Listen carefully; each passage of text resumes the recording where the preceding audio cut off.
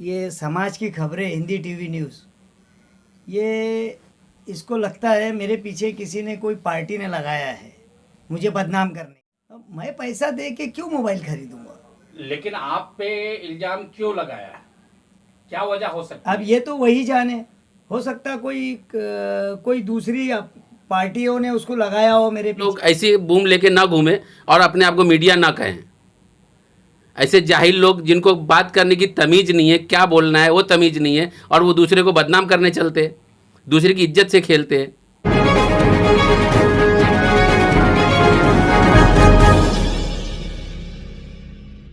जिस तरीके से आपके ऊपर आरोप लगाया गया है कि आपने मोबाइल बर्थडे का, जो अखिलेश यादव जी का बर्थडे था, उसमें आपको मोबाइल जो गिफ्ट किया गया है वो कहीं ना कहीं आपने ही पैसा दे के खरीदा और आपने ही वापस वो आपको गिफ्ट मिल गया। क्या कहना चाहते हैं? एक चैनल द्वारा ये आरोप लगाया गया आप पर। ये झूठ है, गलत है। ये ऐसा कुछ भी नहीं हुआ।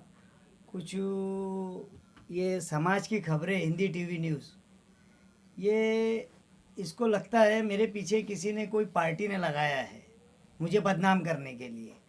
ये तो बच्चे लोगों ने कुछ पैसा मिला करके मुझे गिफ्ट दिया है। अखिलेश जी के बर्थडे पे हम लोग ने ये कार्यक्रम किया तो लोगों ने मेरे काम से खुश होकर दिया, तो मैं तो नहीं बोल सकता, मुझे तो स्वीकार करना पड़ेगा। और वो मोबाइल अभी भी रखा हुआ है मेरे पास। अब मैं पैसा दे के क्यों मोबाइल खरीदूंगा? लेकिन आप पे इल्जाम क्यों लगाया है? क्या वजह हो सकती अब है? ये तो वही जाने। हो सकता कोई दूसरी पार्टियों ने उसको लगाया हो मेरे पीछे, या फिर पैसा मिले मेरे से। तो ये बात या- तो आपने उस वक्त भी कही थी जब हमने आपसे एक सवाल पूछा था कि साजिद पठान जी, ये मोबाइल एक शख्स ने दिया है या सब लोगों ने मिलकर दिया है? तो आपने बोला भी था, हमने अपनी न्यूज़ में भी चलाया। तो फिर भी आपके ऊपर क्यों आरोप लग रहा है? इसकी वजह क्या है? वही मैं बताना चाह रहा हूँ आपको कि हो सकता है इसको मेरे पीछे किसी ने लगाया है, कोई भी पार्टी के। देखो ये जो है यूट्यूबर चैनल है, यूट्यूब चैनल। हाँ, समीर शाह जो है, तो ये सबके पास जाता है। हो सकता है इसको किसी ने बोला होगा कि भाई ये आदमी को इस तरह से बदनाम करो। बाकी ये कोई बात नहीं हुई भाई मोबाइल को लेकर के मुझे बदनाम करे। अच्छा, आप कहीं ना कहीं कहते हैं विपक्ष की सोची समझी साजिश है। हाँ, साजिश इस है। चैनल के द्वारा। हाँ, चैनल के द्वारा ये साजिश है मुझे बदनाम करने की।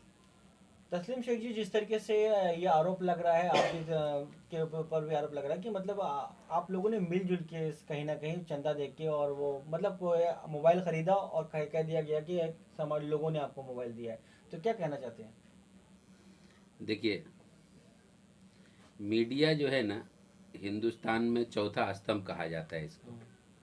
तो मीडिया के लोगों को इस बात का ध्यान रखना चाहिए बोलने से पहले कि मैं क्या बोल रहा हूँ, क्यों बोल रहा हूँ, कैसे बोल रहा हूँ, ये सब का बात का ध्यान रखना चाहिए, क्योंकि ये चौथा स्तंभ है, इस पे लोग भरोसा करते हैं।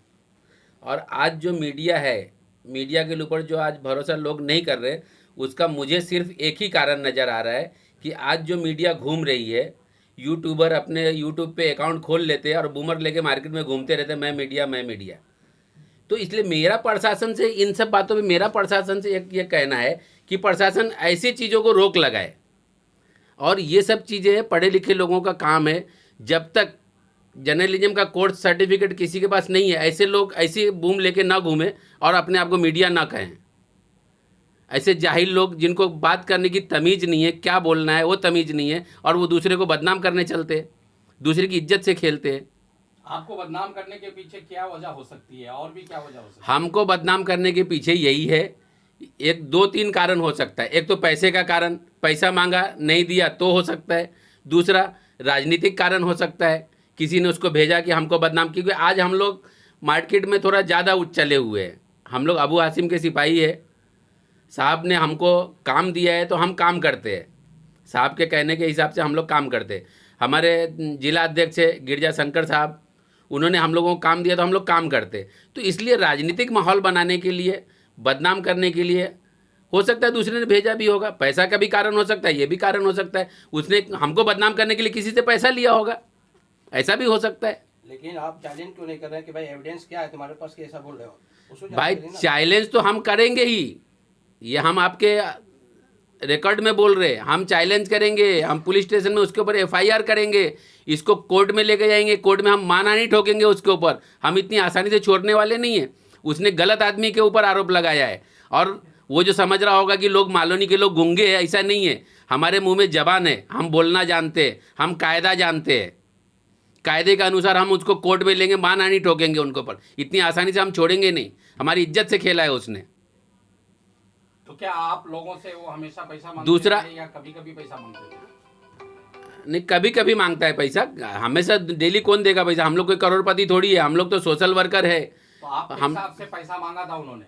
हाँ बिल्कुल मांगा था, नहीं दिया तो ही ऐसा किया होगा, या तो दूसरे लोगों ने दिया। दूसरा, उसको इतनी तमीज नहीं है, अगर उसके मानसिकता के लोग रहेंगे तो गरीब आदमी तो भूखा मर जाएगा। वो क्या कहता है, इसी न्यूज़ में उसने क्या कहा है कि जो लोग राशन बांटते हैं, खाना बना के लोगों गरीबों को खिलाते हैं, तो मीडिया का काम है कि उसको ये नहीं दिखाना कि फलाना खाना बांट रहा है, उसमें ये देखना है कि भाई इसमें जहर तो नहीं मिलाया है। अब कोई जहर मिला के गरीब आदमी को खाना बांटेगा? कोई सोशल वर्क कर रहा है, सवाब के लिए काम कर रहा है, दान धर्म कर रहा है, तो जहर मिला के किसी गरीब को खिलाएगा वो? तो उसको इतनी तमीज नहीं है, तो ऐसे लोगों से क्या बात करने का, ऐसे लोगों के बातों में भरोसा क्या करने का? अब उसकी मानसिकता ऐसी है, अब बोलते हैं ना जिसकी जैसी सोच, अब उसकी सोच घटिया है, उसको हम क्या कर सकते हैं?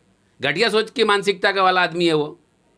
लेकिन हम बार बार ये कह रहे हैं कि हम उसको इतनी आसानी से छोड़ेंगे नहीं, हम उसको कोर्ट तक लेके जाएंगे और मानहानि ठोकेंगे उसके ऊपर। तो 2 क्या- दिन हो गया, अभी तक कंप्लेंट किया आपने? कंप्लेन नहीं, अभी कल तो हमारे पास न्यूज़ आई उसकी, समझा?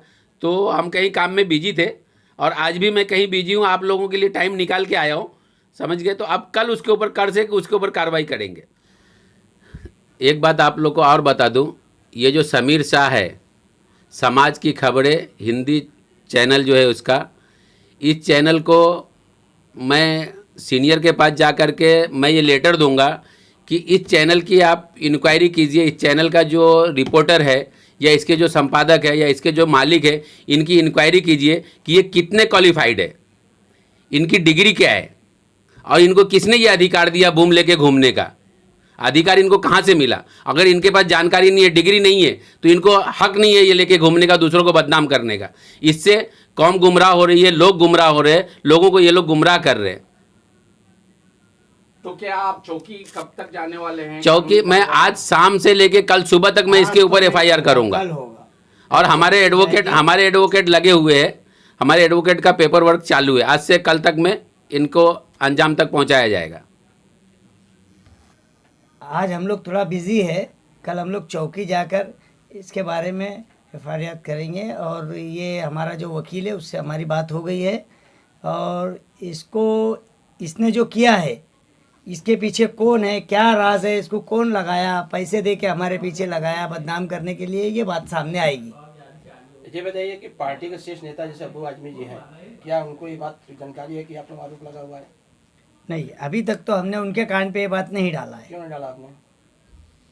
उतनी बड़ी बात है। आपके जिला अध्यक्ष से संपर्क किया है? हाँ, नहीं, आज हम लोग शाम में मिलने वाले हैं हमारे गिरजा शंकर जी साहब से, जो जिला अध्यक्ष है, उनसे हम शाम में बैठेंगे, फिर कल हम इसके बारे में चौकी सब मिलके जाएंगे।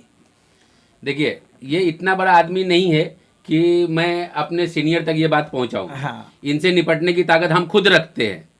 ये इतने लल्लूपन जो चटोरे आदमी के लिए मैं सीनियर के पास इतना जाऊंगा? बड़ी बात नहीं हमारे है। सीनियर के पास जाऊंगा? उसके अरे ऐसे तक- लोगों को तो मैं जेब में लेके चलता हूँ। हाँ। तो सीनियर के पास जाने की मुझे क्या जरूरत है? सीनियर के पास जाएंगे इतनी छोटी सी बात लेकर के, अबू आसिम भाई के पास जाएंगे, नेशनल लेवल की बात होगी तो जाएंगे भाई। एक मिनट।